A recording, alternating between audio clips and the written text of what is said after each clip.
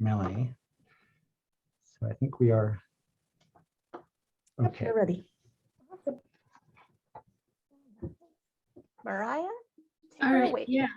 All right, thanks. Good afternoon, everybody. My name is Mariah Paiuchuli. I'm a master's student here at UNM studying chemical engineering. It's my pleasure to be the host today for the Engineering in Action Speaker Series with Dr. Melanie Moses and Dr. Matthew Fricke. Dr. Moses is a professor in the Department of Computer Science. She teaches the study of complex biological systems, including the adaptive immune system and ant colonies. Her research designs efficient, robust, adaptive, and scalable engineered systems, including robots that mimic ant behaviors to collect resources cooperatively. Dr. Fricke is a research assistant professor in the Department of Computer Science. He is also interested in biological computation, swarm robotics, and immune system activation. Fricke is an affiliated faculty at the UNM Center for Advanced Research Computing, a member of the Moses Biological Computation Lab and the Lab for Agnostic Biosignatures. Today, they will tell us how their Project VolCAN effort grew out of the successful NASA Swarmathon project and what it means for future possibilities of unpiloted aerial vehicles. Before we get started, I would like to mention that we do have a time at the end reserved for questions and answers. So I encourage you to use the chat function, which is at the bottom of your Zoom screen, for any of your questions. So it's now my pleasure to introduce Drs. Moses and Dr. Fricke. Wonderful, thank you. I'm just going to share my screen and hope that you're getting a full screen view of our first slide. So thank you for the introduction. I'm excited to talk about our work. And I'll just mention, we just came from another UNM alum group and heard President Stokes speaking about her one university vision, which really means that we're really looking for ways to unify the different academic disciplines in the university.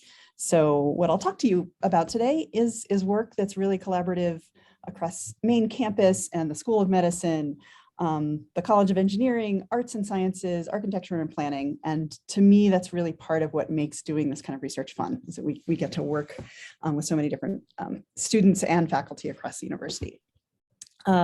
So this, where humans fear to tread, we'll talk about how we got to design ground-based robots for our Swarmathon, and then what we and mostly the students did to take them to the skies to study volcanoes. And so I'll start by giving a little bit of an introduction to the kind of research that we do in my lab. Our goal in this lab has always been to be a place that's at the nexus of computer science and biology. And so we try to set up a research environment where we can take insights from computation and tools, computational tools, to model complex biological systems that are not maybe so easy to fully understand with, experimental methods that biologists typically use. And then on the other side of the coin, we study nature. We try to understand, as was said in the introduction, how robust and scalable and adaptable systems exist in the real world in nature, so that we can take those principles and implement them in computational systems. And in this case, we'll talk about robotic computational systems. So I'm going to tell you about two projects, one on each side of that coin. The first one, just a brief introduction to our SimCove modeling project. And so this is a project to, let's see if I can make this advance, to understand the spread of the SARS-CoV-2, the virus that causes COVID-19. And we want to understand it. Let me see if I can get this to play again. We want to understand the spread, not the way that we all think about it, which is how do we prevent spread of the virus between ourselves? Uh-oh. Okay. And instead, we want to understand how the virus spreads through the lung. So this is just a quick simulation, kind of giving an idea of how we could sort of study this at the cellular scale, how the virus might spread, for example, in a petri dish, and how it infects different kinds of cells, and how in turn the T cells. Seems like Matthew, maybe you might need to be muted. We're in neighboring offices. And so we study sort of what's an arms race between the virus and the T cells, one arm of your immune system that's designed to stop this virus from spreading between your cells. And we can use the simulation to understand the dynamics over time. How does the count of the virus, the count of the immune response, the death of your own cells, how do those dynamics play out? But what we're really interested in is not how cells would get infected in a petri dish, but rather how cells get infected in a human lung. And so this project has used computational modeling to account for systems that are really hard to observe in the lab or in real life. So unfortunately, I think we are all very, very familiar with the nasal swab. That's now how we all get tested to find out if we have this virus replicating. There are many unfortunate things about this process. One of them is that the nasal swab goes in your nose, and your nasal cavity is actually pretty small.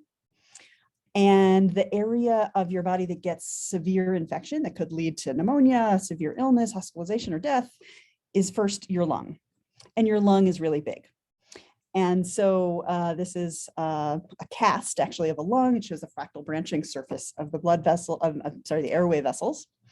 And if you were to take those vessels outside of the lung and spread them out flat, which of course you should never do, but if you were to do that, it would take up the surface area of about half a tennis court. So this is a really vast area. And what we're trying to model computationally is how does virus spread over this area? How do immune cells search for virus in this area? And how does that race play out, given that it's so hard to observe? So in the, I'm going to try to move the screen a little bit. In the lower corner here, this is a scan of a patient that's actually fairly healthy, but has about 10% of their lung is infected. Often patients with COVID-19, one of the mysteries is they might have quite a bit of infection, but not even quite notice it. People who are severely ill often have really large portions of their lung that are infected. And so we want to understand the dynamics of the growth of the virus using these computational techniques. So the first thing that we did, I think Abigail is here on this call.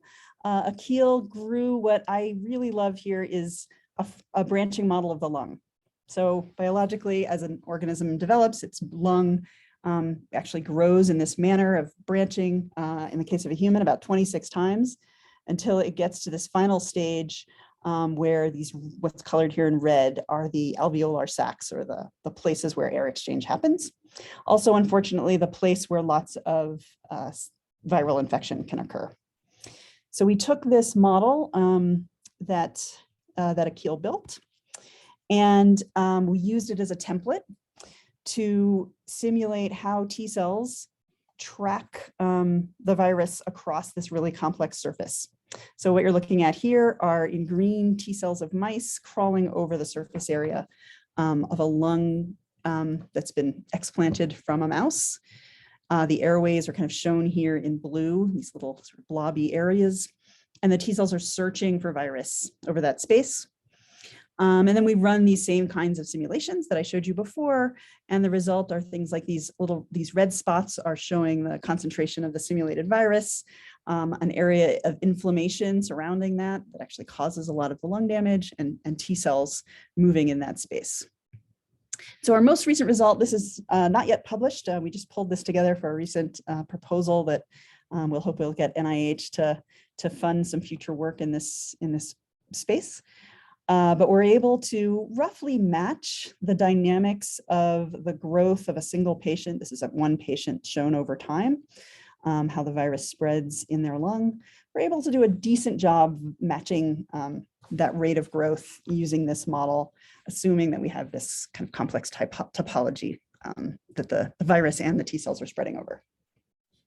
So that gives a sense of sort of the first half of the kind of work that we do in the lab, where we use computational tools in biology.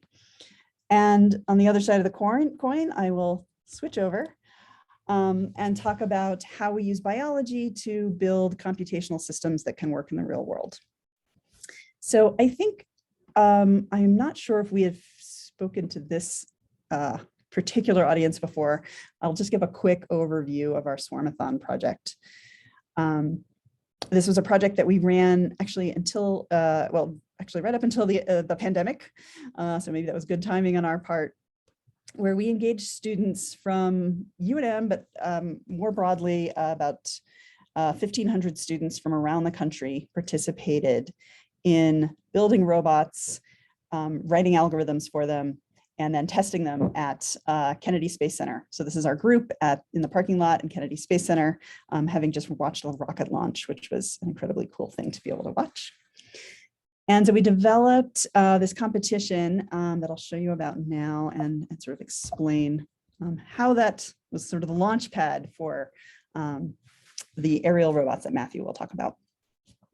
So the basic task that NASA funded us to develop a competition to solve was how can astronauts live on Mars or the moon, places where they will need food, they will need water, they'll need fuel, and they'll need oxygen.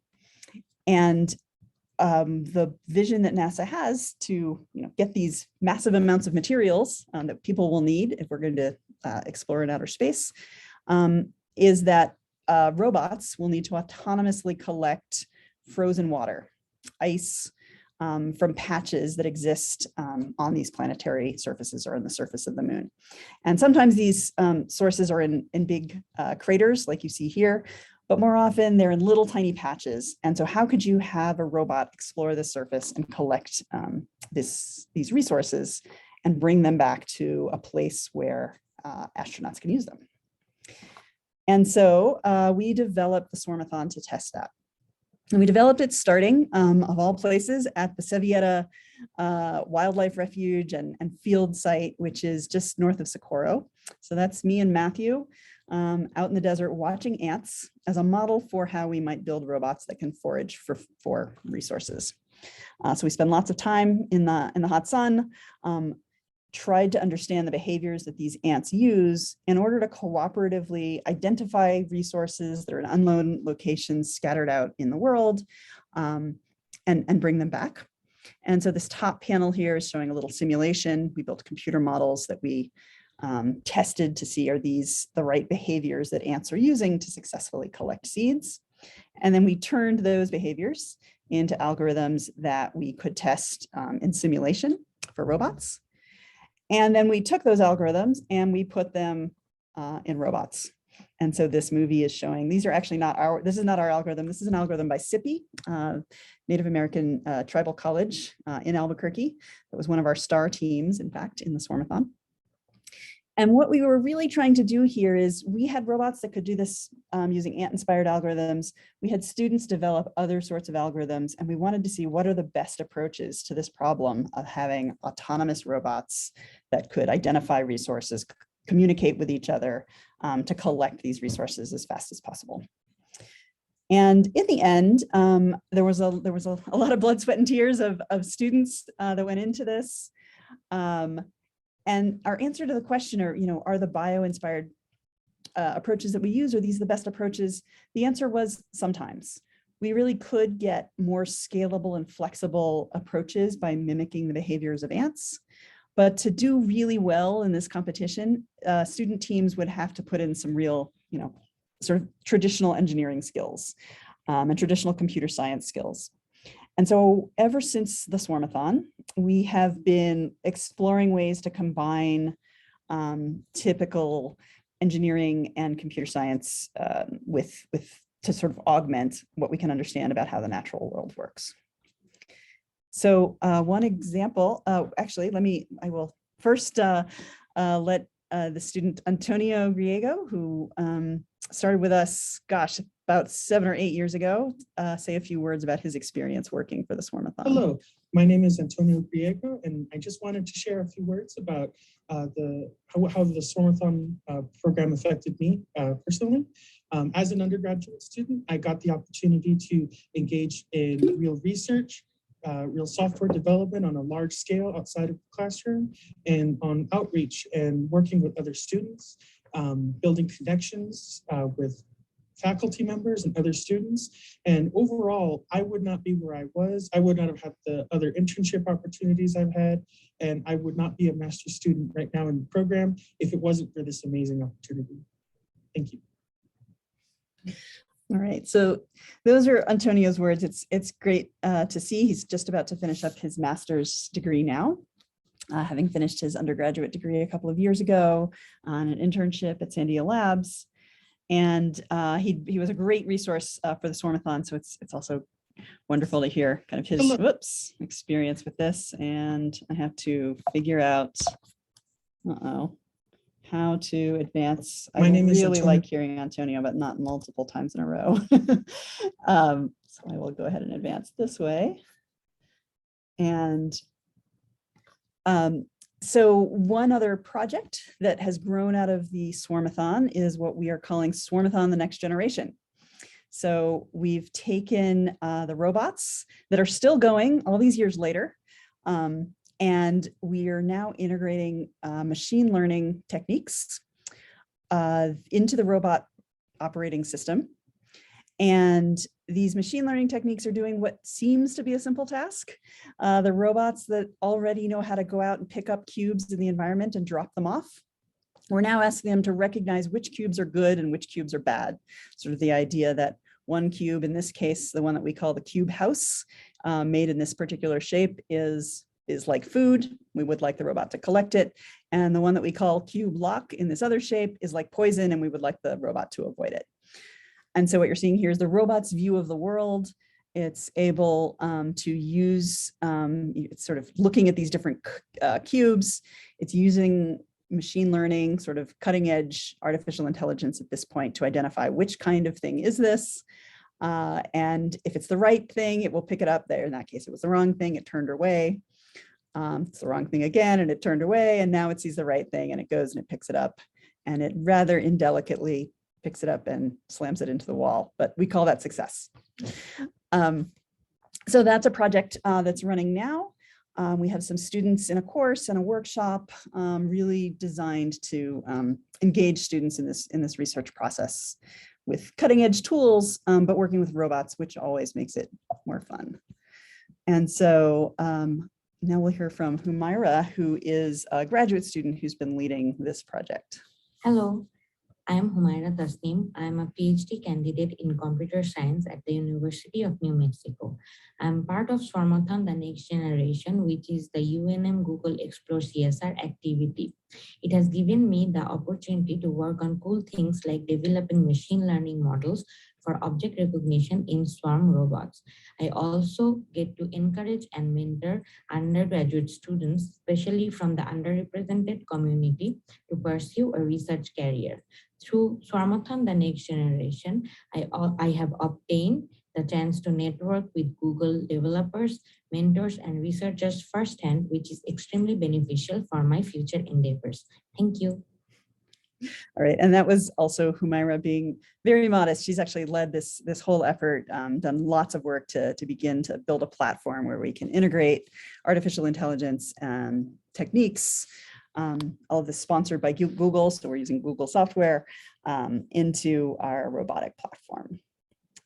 All right, and then from here, I think we're going to have the same problem. So let me escape and move on to the next part of the talk. And this part, I think, is Matthew. And Matthew, would you like me to continue sharing screen? I think doing some technological backflips, I managed to get it working on my machine, so I'll be able to control the presentation. I'll share my screen. So I will stop sharing and allow Dr. Fricke to tell you about where we've been most recently. Oh dear, it's asking me to give permission and it's going to restart Zoom. So perhaps I should do it. Oh, there, good. Okay, good. Didn't have to restart after all. All right, so can you hear me and can you see some funny looking robots? Yes. Great. So as Melanie said, we just addressed the UNM Alumni Directors Board, which was a great opportunity, but I'm really expecting some hard technical questions from our engineering school alum, and I'm prepared to answer those at the end. And I've got John Erickson here, who is the PhD student involved in a lot of this work to help me with that. All right, so as Melanie said, NASA's goal is to put people on the moon or Mars. Depending which political party is in power, it switches back between moon and Mars for some reason. But it's clear you can't send people all the way to Mars or even the moon and have them be there for the long term without having them use resources that are already on Mars. If you tried to package up all the water, air, fuel, food you would need to spend a year on Mars, and you would have to spend at least a year because of the way the orbits work. You can't just go there for a day trip and come back.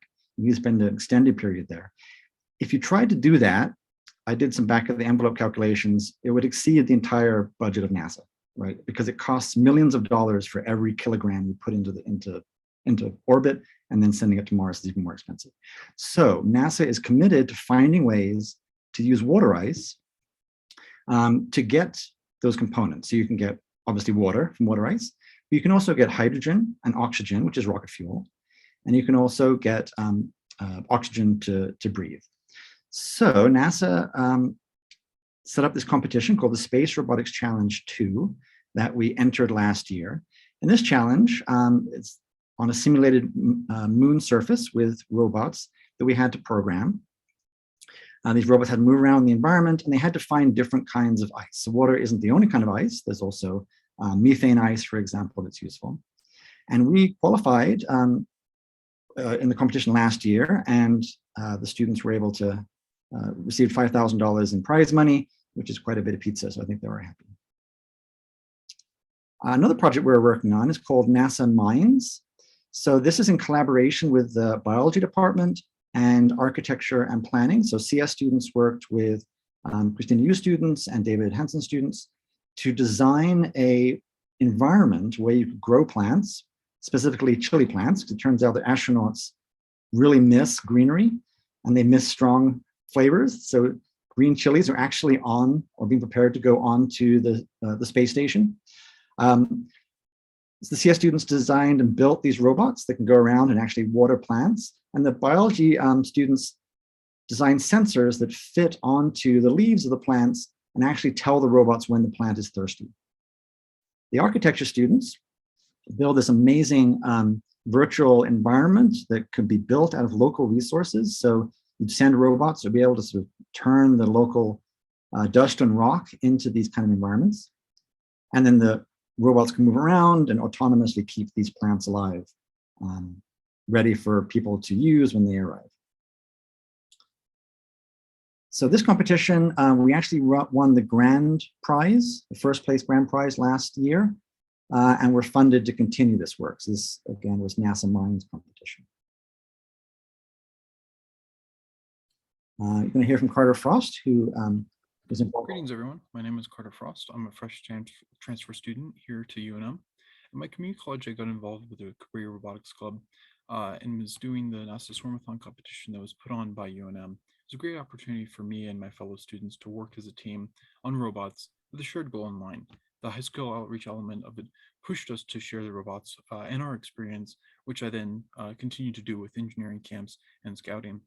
I was asked to join two of UNM's NASA robot teams, one of which we qualified for the finals, and the other one we won first place.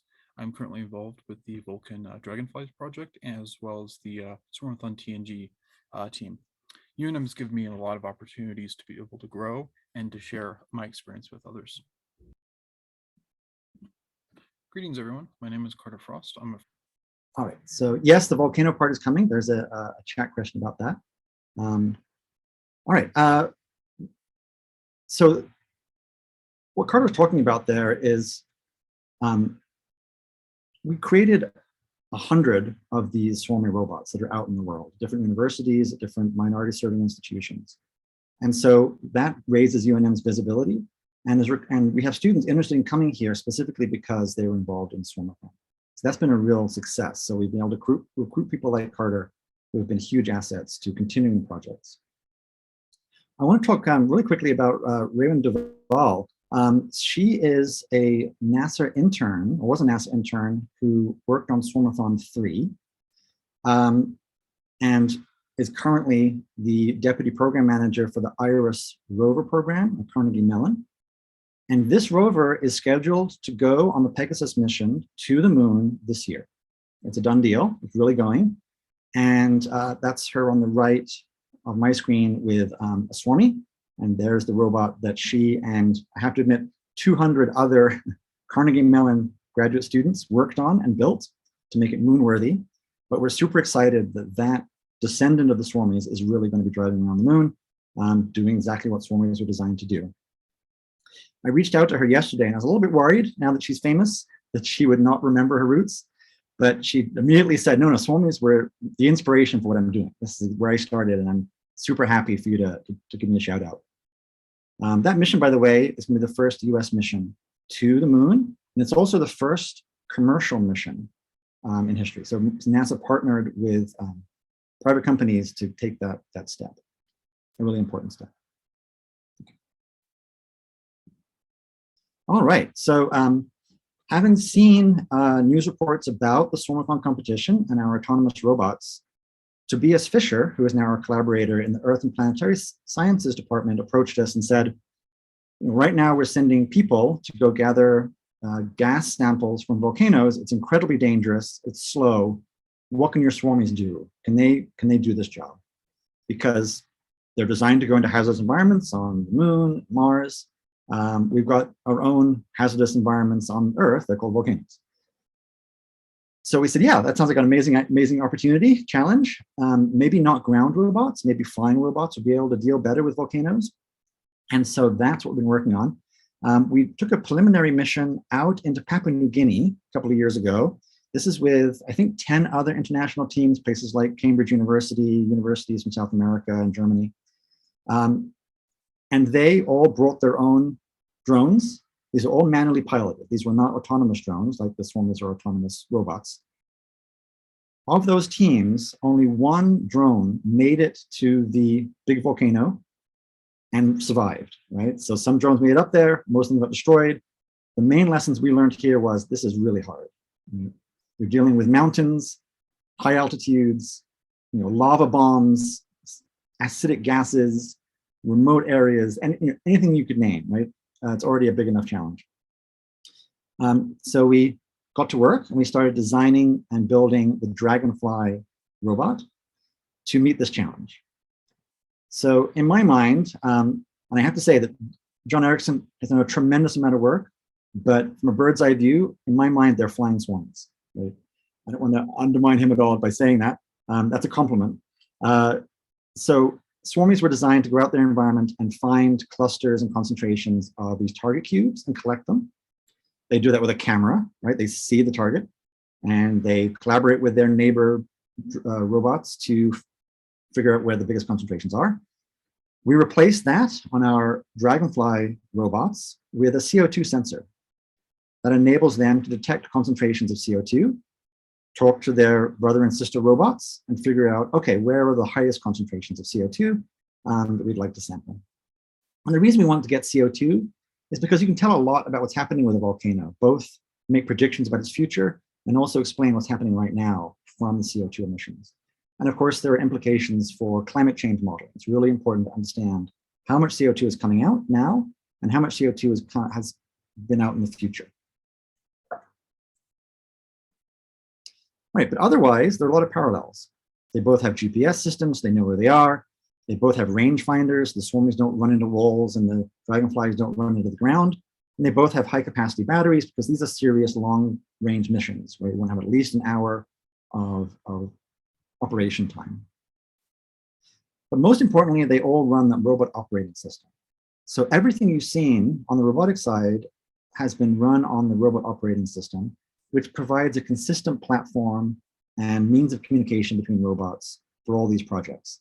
So we can quickly take our ideas, implement them in a common system, and tackle all these different challenges. So I think that's really important. Right, so many people in New Mexico don't realize that we have an active supervolcano in northern New Mexico.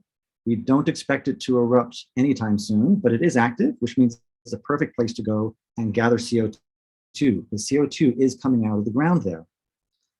This volcano is 30 kilometers wide or so. If it does erupt, right, we all need to care. Sometimes people ask, why do people live near volcanoes? Well, surprise, we all live very much in the blast zone of this volcano. And so understanding its future and its current activity is important. In fact, I think 40%, I read in a paper somewhere, 40% of people on the planet live within the blast zone of the volcano potentially. All right, and it's a perfect place for us to test our drones. So here they are. This is near Jemez. We've got 3 dragonflies flying in formation. They are all detecting CO2. And by taking those 3 different readings, the swarm can collectively decide what's the gradient towards the highest concentration of CO2. And you can see up there on the map in the upper left, the track of these dragonflies as they approached, indeed, the highest concentration of CO2. And these results have just been accepted. We're just looking at the final proofs for publication in Frontiers Journal. I'm going to slip, okay. But our tests are not always successful, right? This is part of the learning curve. Every time something goes wrong with a swarmy, you can walk over and maybe kick it and it starts up again. With a dragonfly, something goes wrong, it's done, right? It's going to crash, and John needs to go back to the garage and start building more dragonflies. That's why whenever you see me showing a, oops, there we go. Whenever you see me showing a video of drones landing, we're all breathing a huge sigh of relief because we've been standing there with our hearts in our mouths, watching these autonomous robots do their thing and hoping that they come back from the mission successfully and we don't have to spend a lot of time rebuilding them. All right. We also did work in Roosevelt, so more testing in different environments. So you can see lots of gas coming out of the ground here. This is another volcanic spot. You can't see the CO2 again, that's invisible. So we need to have the robots discover that for us.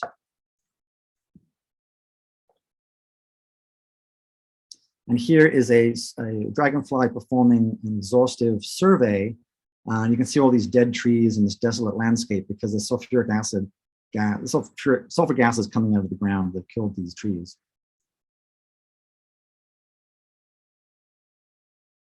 And partly I'm always stunned by the landscape here. This is in Utah.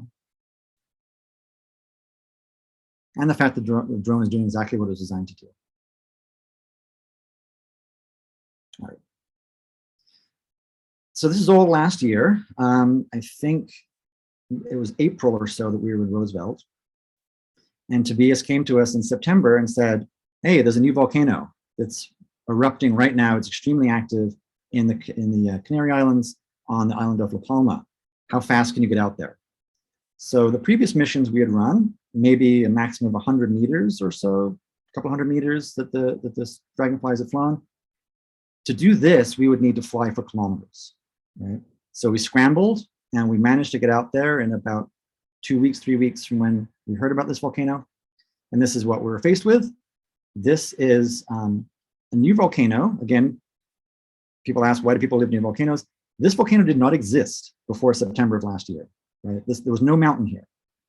This is how the Earth forms, right? We rarely see it, but new land was forming. And it's just an inspiring, awesome spectacle that is also extremely destructive. So on the right-hand side of the screen here, we've got the volcano, and lava has flowed down to the ocean for about 4 miles through a large number of, sorry, and I click the emit button in Zoom. It throws off the presentation. Anyway, there's lots of towns here. So this volcanic eruption destroyed 3,000 buildings, caused more than $1 billion of damage, and 1 person sadly died over a period of 3 months. And this is what that looked like on the ground. You can see on the right, on the left, sorry, the mass of that volcanic lava just sweeping everything out of its path. If you've ever wondered what it looks like when lava falls into a swimming pool, now you know. Right. And this is John and my first view driving into town and seeing this volcano in the town. It's as if a volcano had popped up, it's central in Manal, right? And, people had to deal with it. So with the ash falling and the lava destroying everyone's homes, people in these towns were getting kind of fed up with this volcano. And they really wanted to know, could we tell them something about how long was it going to last, this eruption?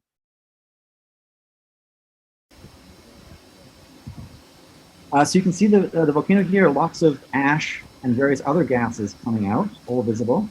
Again, the CO2 plume we can't see. So it turns out that you can tell a lot from the CO2, as I mentioned earlier. Primarily, the CO2 isotopes that exist deep in the Earth are primordial. That means they came either from star formation or from the Big Bang itself. It's not the organic atmospheric carbon that you and I breathe out all the time. And so by looking at the ratio of the primordial carbon dioxide and the atmospheric carbon dioxide, you can estimate how deep the magma that's feeding the volcano comes from. And from that, you can make some sort of estimate about how intense is this eruption, because the deeper the magma is coming from, the more likely it's going to keep on coming. If it's a shallow magma chamber, maybe it's going to empty relatively quickly.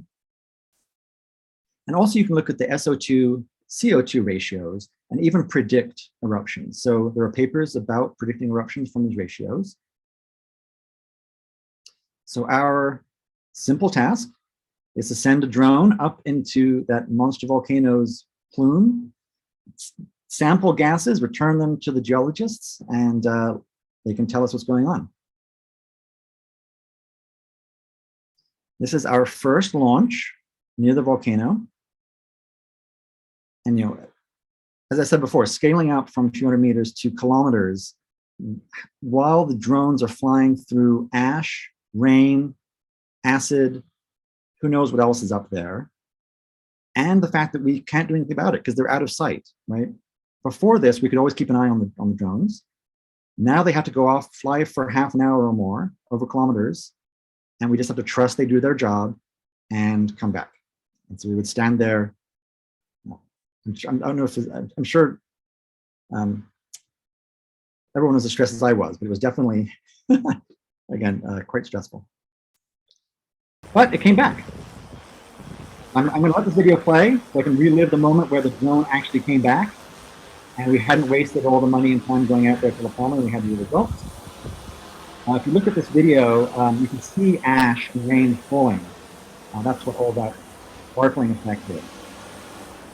And it even found the plume, right? So this is the plot of CO2 concentrations over time. So it successfully found that CO2 plume that's visible to us.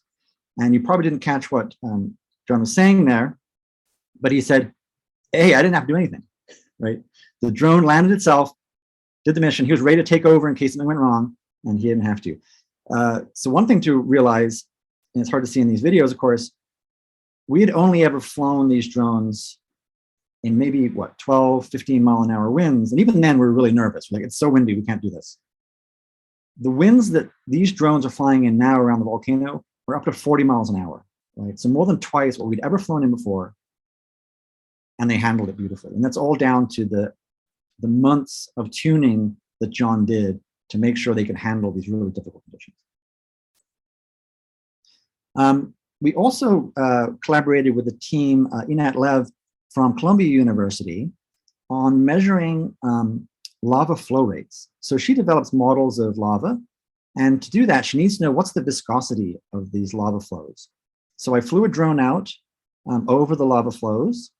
It's really hard. That's one of the big lessons from Papua New Guinea and Canary Islands, is perspective is really impossible because we have no experience with the newly formed land that's appearing here.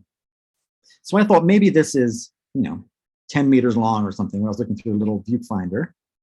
I'm gonna back it up actually, because that in the lower left-hand corner,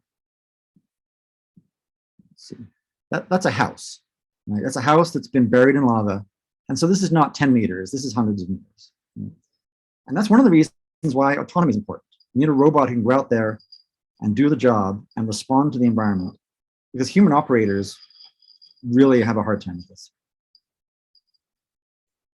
All right. Another lesson we learned is that volcanoes change very fast. They really do have a personality. So this is one morning we arrived at our usual launch point to find that the volcano had opened up a new vent on the flank, and a lava lake had formed and was now overflowing. This is our previous launch site taken the day before. And this is our launch site when we came to work there in the morning. So as you might be able to see, it's entirely inundated with a new lava flow, which meant we had to launch from somewhere else and have our drones fly even further than they had before. And rely on them being able to autonomously still do the work.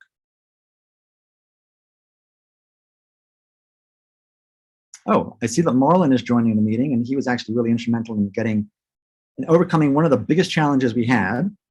One of the biggest hurdles we had was, how do we get batteries for these drones to the Canary Islands? It turns out that's incredibly difficult, because you can't take large batteries on airplanes, you can't ship them, you can't do anything else. So we had to design batteries that could be specially broken down to be below the hand luggage limits, and then convince security at every airport went through that, yeah, this is fine, this meets the regulations.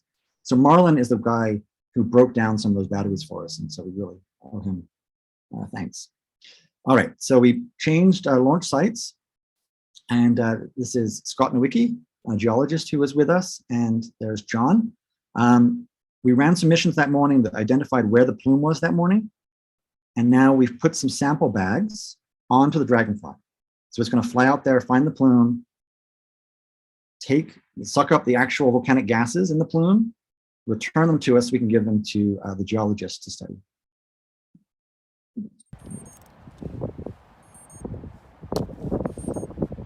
And this is a one-shot, right? This is our last day of real work. If this didn't work, we get some results, but we wouldn't have the results.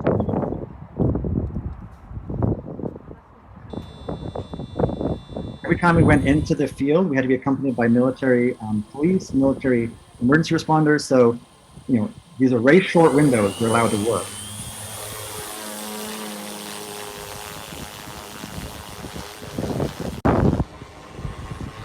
And again, it went off, did its work. Here it is landing. We don't have cameras on the drone itself. I can show you what it's doing there.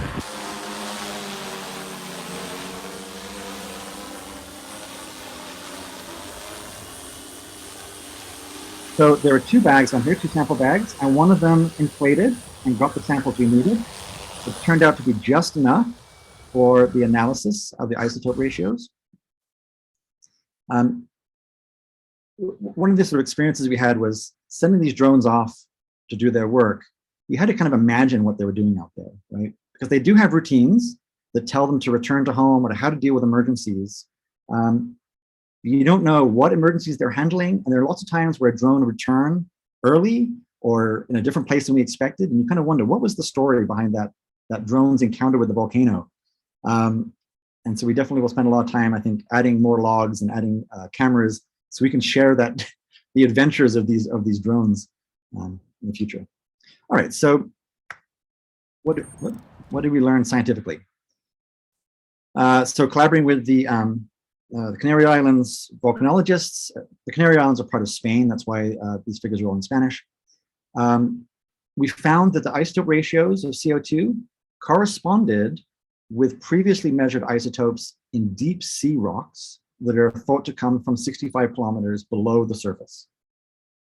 So we infer that the magma coming up and producing these CO2 ratios is probably from that depth, which is really deep. And it might explain why this eruption was so violent and why it lasted so long and did so much damage. I want to share Abby Pripasova's point of view. She's a really stellar student who joined the lab as a high school student and has developed and is involved in all kinds of projects now. And we're hoping she'll stay here for graduate school. Let me let her speak.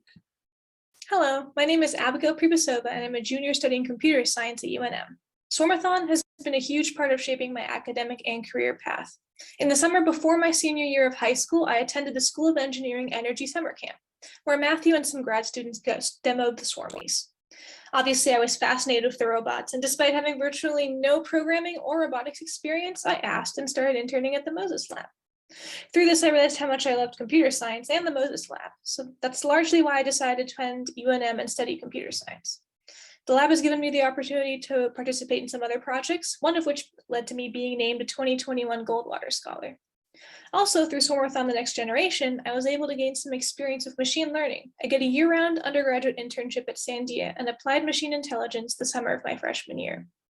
I'm grateful to the Swarmathon, the Moses Lab, the School of Engineering, and the CS department for bringing me where I am today, and I look forward to continue working with these wonderful people. All right, so with that, I want to acknowledge all the faculty and students who are involved in these projects. We collaborate with theoreticians, biologists, a whole host of people, and I think that's really been really valuable. And as Melanie said right at the top, that's President Stokes' vision for the university is more collaboration so that we can cross those field boundaries and accomplish more. All right, so I have to show this one last video. I did not take this video. This is from an Italian pilot who was there right at the start of the volcano. But this video is just too cool to not show. And it's short.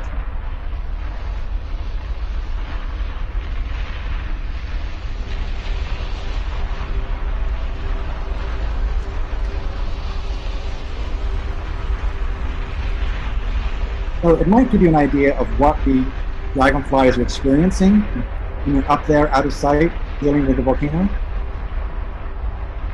We did lose Dragonfly 3. They made an unscheduled landing right about here, and we decided maybe we shouldn't check out the middle of That's the point of the dragonflies, is they're expecting to fly.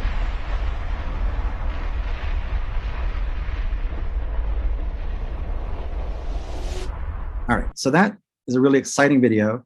I am ready for questions, but while you all are asking questions, I want to show you another side of the volcano, which is really relaxing. So after a hard day's work with the drones, we go and sit by the lava river, and relax, because it's, it sounds like a fire. It was freezing rain at the time, so it's nice and warm, and it's, just watch it slowly drift by. All right, questions?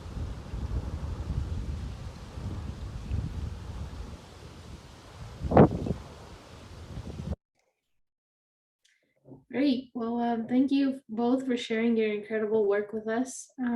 As Dr. Fricke mentioned, we'll start the question and answer portion. So again, you can use the chat function that's at the bottom of your Zoom window. But we do have a few questions just to kick it off. So what was the biggest challenge traveling to a volcano? John, do you want to handle that one? Sure. Excellent presentation, guys. First of all, really encapsulated our efforts out there. And yeah, biggest challenge, I'd say, traveling out there. I think Matthew talked about it. This was, I guess, the logistics, mainly around handling batteries and preparing for that. I wanted to actually just ship them out and get someone that would receive them on the other end. But it turns out that shipping lithium-ion batteries, especially big ones, there's a lot of regulations around this. There's a lot of costs around actually getting it through different airports, and internationally, it's almost a non-starter. You almost can't even do it without a lot of preparation and contracts in place. So with the short lead time we had, we just decided in the end we were going to hand carry them over, and honestly, TSA and everyone else didn't even bat an eye for the most part. And it was, it's almost expected that we carry them. In fact, I got stopped by TSA, I think in Germany on the way back. And I was like, oh, finally, they're going to check out the batteries. And no, they pulled a tube of toothpaste out of my backpack and said, you can't have this. And stuck it in the garbage can. I'm like, guess that's my dental hygiene for. So yeah, I'd say that was the biggest challenge, other than, I guess, yeah, just the long-term travel going out there. Just to And add, so go ahead.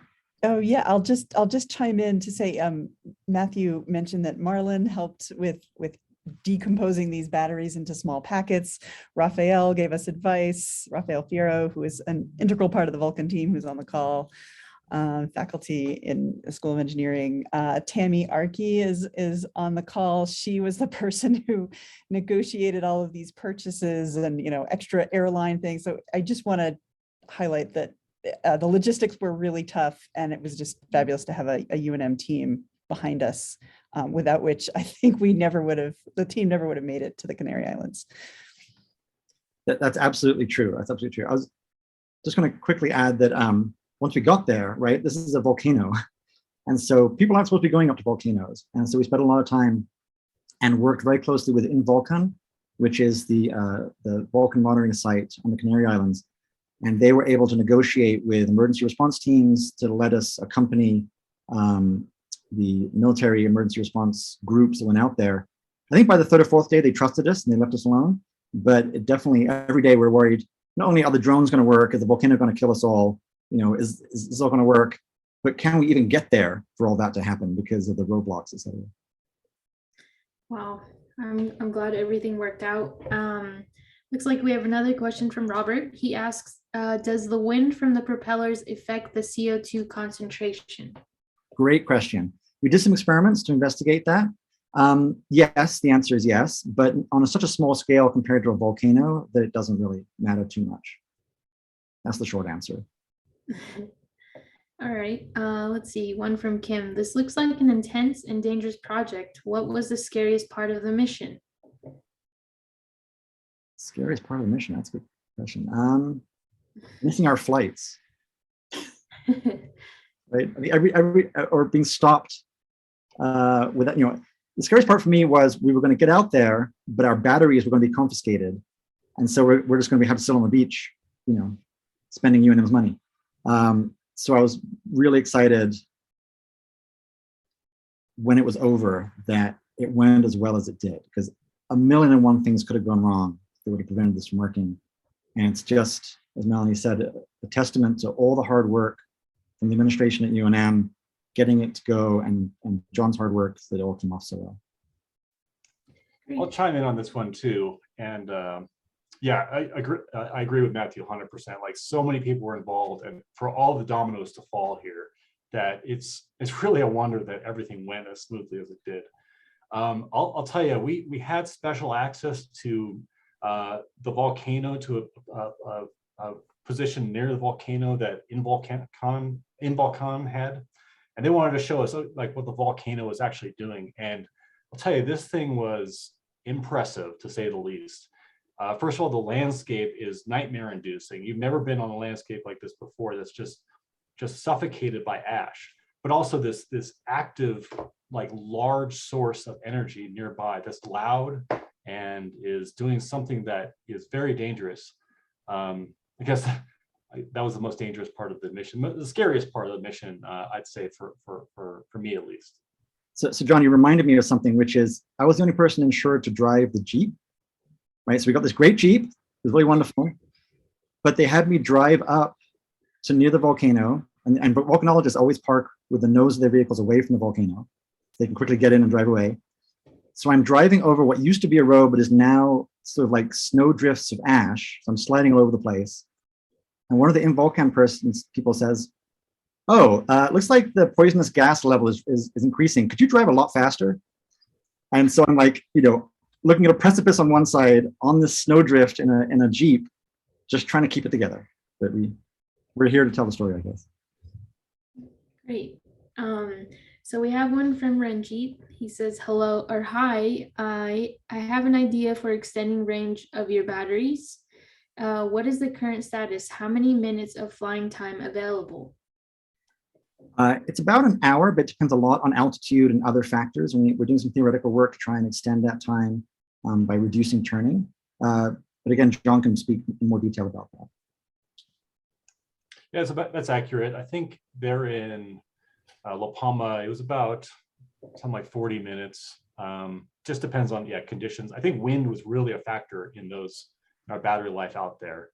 But yeah, I think in general, we're always interested in new ideas. So if you want to contact, I guess, Matthew or myself or anyone on the project, we'd love to hear your ideas. So. Cool, thank you. Let's see, we have one from Doug. Next time, maybe ask NOAA for travel support. Oh, interesting. Yeah, that's a great idea. Yeah, all right. I actually have a question for Dr. Moses. I know I guess the robots were mimicking ants. So I was curious, were there any other animals or insects that were kind of prospects as well? Yeah, great question. In fact, the other organism that we took some inspiration from was actually plants. So one of the algorithms that John has actually been developing started as, we were looking for an efficient way to fill space, right? To start in one spot and to go out and come back and go out and come back. And really sample a large area efficiently because we're always limited, as Rajit's question implied, we're always limited by the flight time. So how could we do that in the most efficient way possible? It turns out sunflowers do this. So if you look at the pattern in a sunflower or the pattern in a pine cone, in early CS classes, we often learn about the Fibonacci sequence, right? A sequence of numbers, right, where you create the next number by adding the previous two numbers. That sequence is used by plants, a variety of plants, to fill space efficiently. And we actually used that same mathematical formulation to develop an algorithm to cover space. And that was part of the impetus of one of John's algorithms that we didn't manage to get that going yet in the Canary Islands, but when we have multiple drones trying to survey an area, that's something we hope we'll be able to go back to. So nature's surprising in a lot of different ways. I would not have, at the outset, I wouldn't have thought we would have found efficient algorithms by looking at, growing sunflowers. Yeah, that's really interesting. Great. Well, I think that concludes today if there are no further questions, but thank you again, all of you, for joining us. And thank you to the audience for listening and enjoying this. So yeah, go Lobos. Thanks.